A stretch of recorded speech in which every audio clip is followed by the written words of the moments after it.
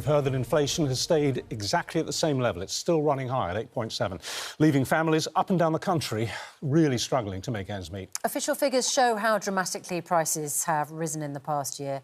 By 8.7% in the year to May, that is the same as the figure in April, remaining stubborn despite experts' predictions that it would have come down this month. But if you look at how food prices have shot up, we can see a much larger rate of 19% in April, down only slightly to 18.4% last month.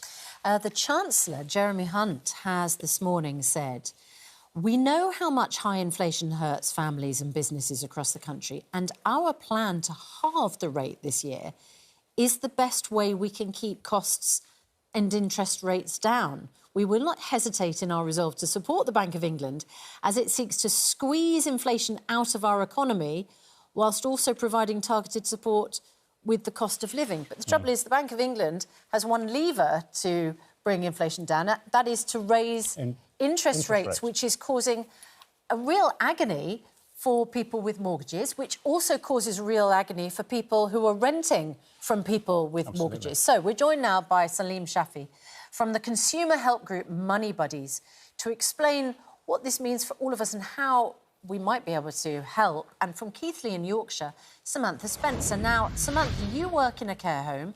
I know that, it wouldn't be unfair to say you're one of those people who is struggling right now with their bills. Your costs have gone up at an eye-watering amount, haven't they? Can you just explain to us? Firstly, let's start with your rent. What's been happening to your rent over the last year?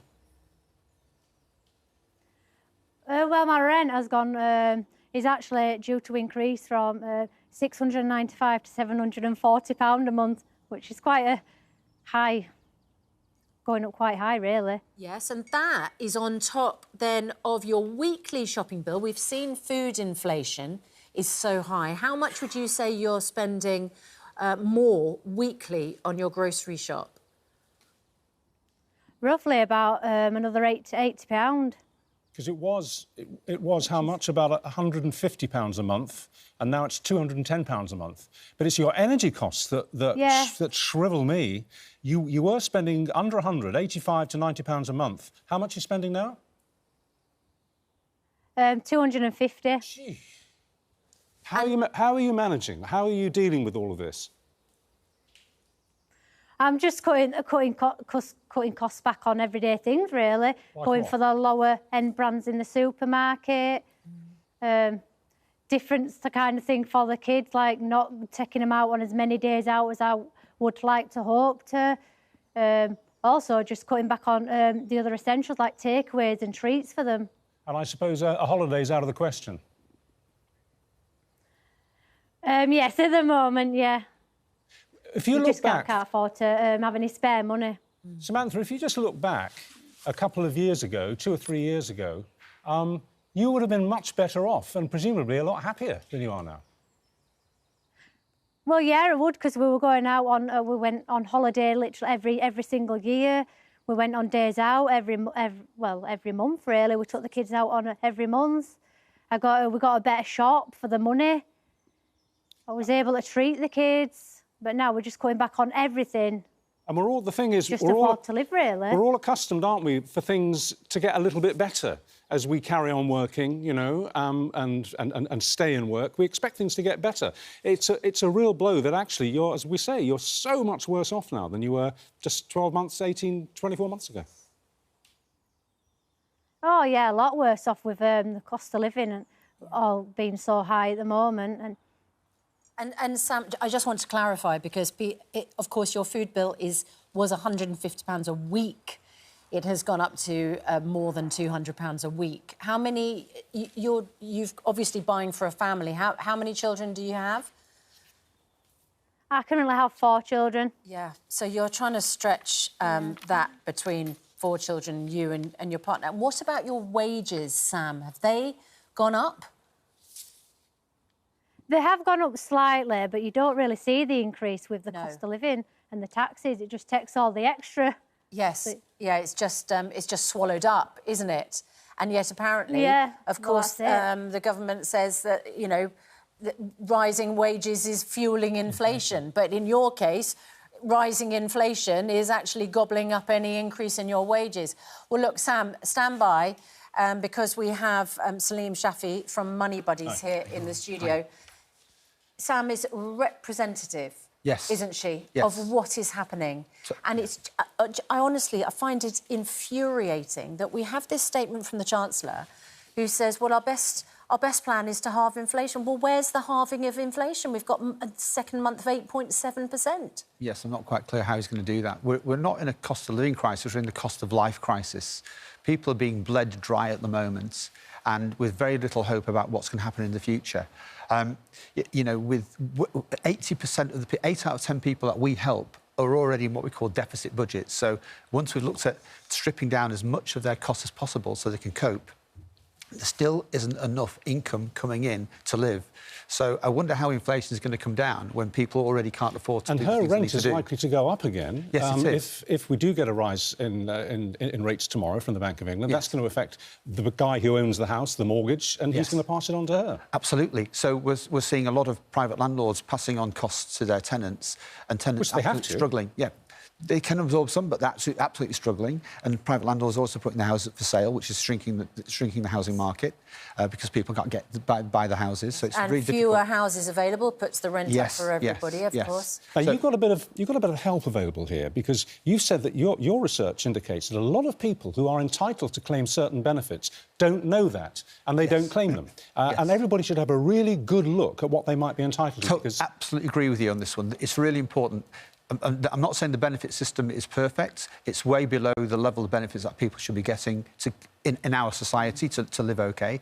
But there are a number of people who, when we see people, actually there are more benefits they're entitled to than they thought they could be getting, or they didn't even know they could get it. So how do they establish that? OK, so there's a very good tool online that people can turn to called Turn to Us or Entitled To. That's a very useful tool.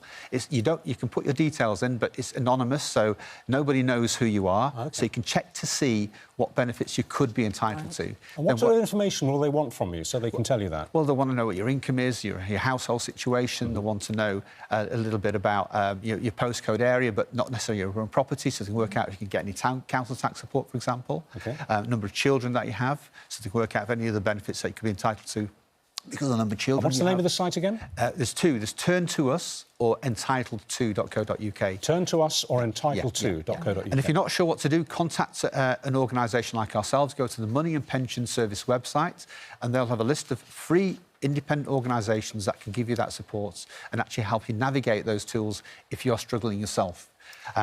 So I think the key thing I'd say, it's always easy to say, come and get advice, but please, in times like this, don't be nervous about getting advice. There's always that worry about when I'm contacting an agency that helps me with money advice, is my credit going to be affected? I'm embarrassed, I'm nervous about it. Look, today, we've got to survive. Most of us are in survival mode at the moment. Samantha, this could be you, Samantha. I don't know if you heard all of that, but it sounds, given the state that your finances are in, it sounds like it might well be worth you checking out that website. Do you think you'll do it? I probably will do, yes. Good. Yeah. Good. I really think you should. Yeah. Samantha, we really appreciate you joining us this morning. Huge good luck. If you could speak to the Chancellor of the Exchequer, the guy in charge of the economy this morning, what would you ask him for? Well, I'd ask him to actually look after everybody, make sure everybody can afford to live without feeling like they're poor and they've got to sacrifice everything they can to make ends meet. You're spot on. I mean, you know, I just find this comment so odd, this comment from the Chancellor.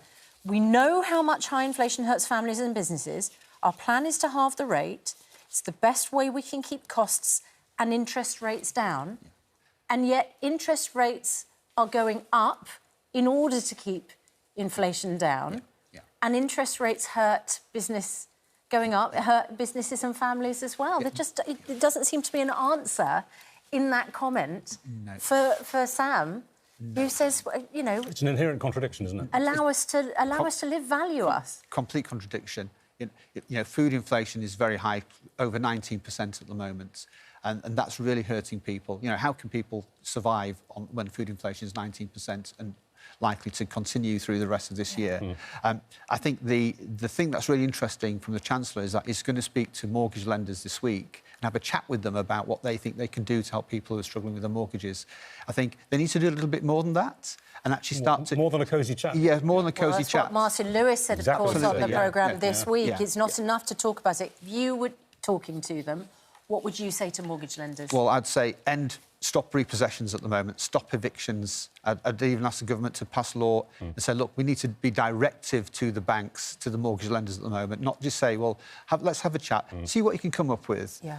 Be directive, help people feel safe, because at the moment we're at the whims of the lenders. Yeah. I know they're well regulated and there are lots of good options that are available for people, but we actually need to put an extra safety barrier there and say, lenders, you cannot repossess, you cannot... Well, I must tell you something that Martin Lewis told us yesterday, that the courts are so clogged up at the moment. Yes, they are. That actually the chances of being repossessed are quite slim for quite a long way ahead. And it is a hard process, but let's give people that extra added safety net.